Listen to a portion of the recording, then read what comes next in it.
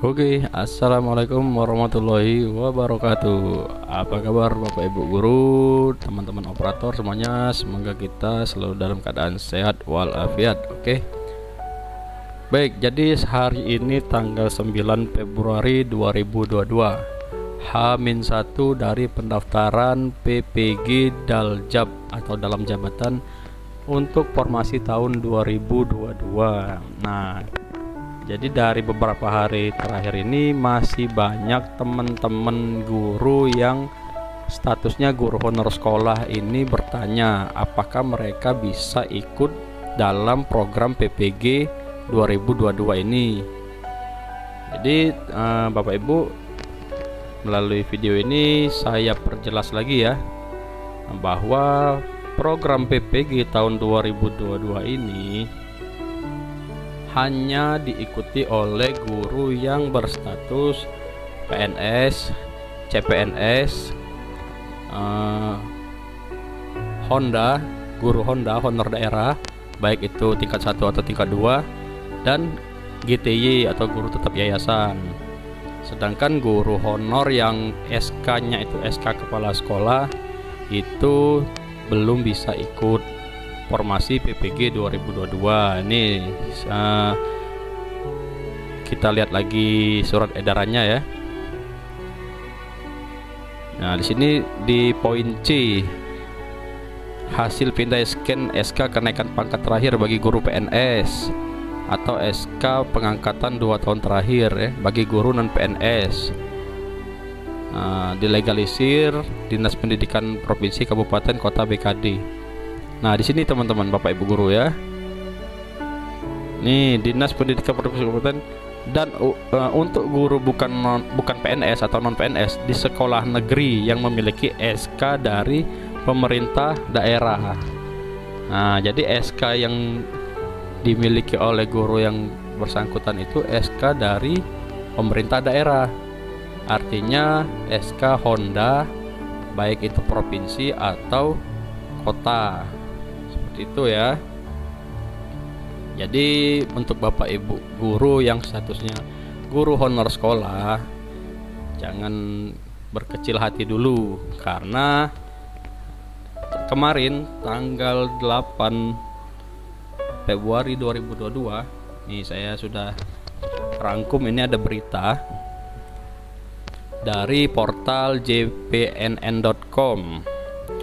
Kuota guru P3K 2022 naik lagi, guru honorer aman. Tendik bagaimana? Nah, ini judulnya ini menarik teman-teman. Langsung ya kita baca ya. jpnn.com Jakarta. Kuota pegawai pemerintah dengan perjanjian kerja atau P3K 2022 naik lagi. Seharusnya jika berdasarkan sisa formasi 2021 jumlahnya hanya sekitar 700.000. Namun tahun ini jumlahnya bertambah. Kuota P3K 2022 sebanyak 758.000. Artinya kalau kita lihat ini bertambah sekitar 58.000 ya Bapak Ibu ya. Jumlah ini merupakan akumulasi dari sisa P3K 2021 ditambah jumlah PNS yang pensiun tahun ini, kata Sekretaris Ditjen Guru dan Tenaga Kependidikan GTK Kemendikbudristek Ibu Nunuk Suryani dalam diskusi virtual Selasa tanggal 8 kemarin berarti. Nah, dari 758.000 itu lanjutnya khusus formasi guru yang menggembirakan lagi, tahun ini Kemendikbudristek akan memprioritaskan guru honorer terutama di sekolah negeri. Seperti itu ya. Jadi P3K untuk tahun 2022 nanti akan memprioritaskan guru honor sekolah yang berstatus yang bertugas di negeri.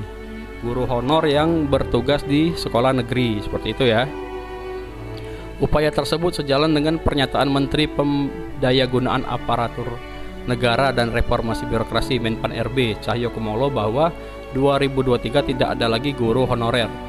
Nah, jadi semoga saja semua guru honorer, khususnya guru honorer di sekolah negeri itu semuanya berganti status ya menjadi P3K.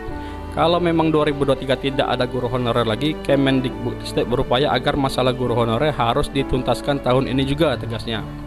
Lebih lanjut dikatakan Kemendikbudristek sudah bersurat kepada para kepala daerah untuk segera mengusulkan formasi P3K guru, termasuk di Kota Palembang yang sudah diusulkan. Saya dengar informasinya itu kalau nggak salah itu 3.000 ya, kalau nggak salah ya, 3.000 formasi ya. Untuk gaji guru P3K guru 2021 itu sudah dihitung 14 bulan termasuk THR dan gaji ke-13 dimulai Januari 2022. Gaji P3K 2022 juga sudah dihitung tahun ini juga, tetapi hanya 3 bulan mulai Oktober terangnya. Ini jadi gaji P3K 2022 untuk P3K yang 2022 ya Bapak Ibu sudah dihitung, tapi hanya dimulai dari bulan Oktober, artinya hanya 3 bulan ya, Oktober, November, dan Desember. Nah lanjut, mengenai tenaga kependidikan. Nah ini untuk tendik ini Bapak Ibu, teman-teman operator, baik operator TU dan penjaga, juga ada pustakawan ya. Nunuk mengungkapkan pihaknya sudah mengajukan usulan, namun formasi yang diberikan untuk saat ini adalah P3K guru. Aduh, gimana ini? Tendik seperti arsipasi, pustakawan, peralatan komputer, laboran masuk dalam formasi P3K non guru. Kami ingin semua guru honorer yang kompeten di P3K, makanya formasinya banyak dan anggarannya disiapkan Kementerian Keuangan. Jadi teman-teman tendik ini, tapi ini belum final ya, keputusannya belum final ya. Untuk sementara informasinya ini P3K ini diprioritaskan P3K guru. Seperti di sini kan, mengenai tenaga kependidikan, Nunuk mengungkapkan pihaknya sudah mengajukan usulan, namun formasi yang diberikan untuk saat ini adalah P3K guru. Jadi ya kita tunggu saja ya, semoga ada informasi lanjutan yang mengembirakan untuk para tenaga pendidik ini, karena ya seperti yang kita ketahui, sekolah baik sekolah negeri atau swasta itu ya nggak mungkin hanya bergantung pada guru ya, pasti mereka juga butuh yang namanya tendik. Nah, jadi tendik ini tolonglah jangan dipandang sebelah mata, jangan dianggap sebuah pekerjaan yang tidak membutuhkan keahlian khusus seperti itu ya. Karena seperti yang kita ketahui, pekerjaan tendik ini khususnya TU atau operator ini menyangkut nasib banyak guru di sekolah tersebut.